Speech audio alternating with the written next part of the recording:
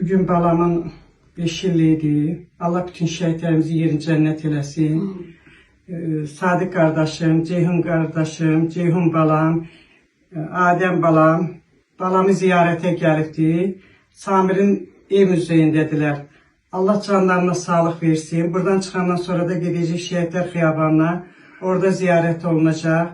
Allah her birinizden razı olsun. Bugün yanımdasınız. Allah köməyiniz olsun. Çok sağ ol. Allah size değmesin. Biz de büyükleri bu Samir kardeşimizin 5 illiği olduğu münasibetle gelmişik ziyarete.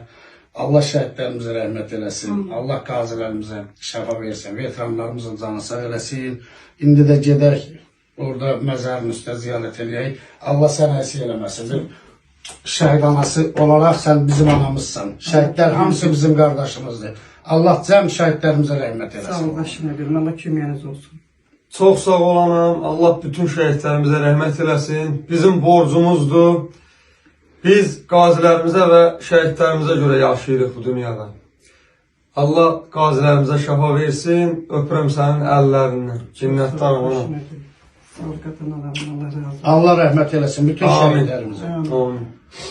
Gedək indi qəbr üstünə ziyarət eləyək gedək.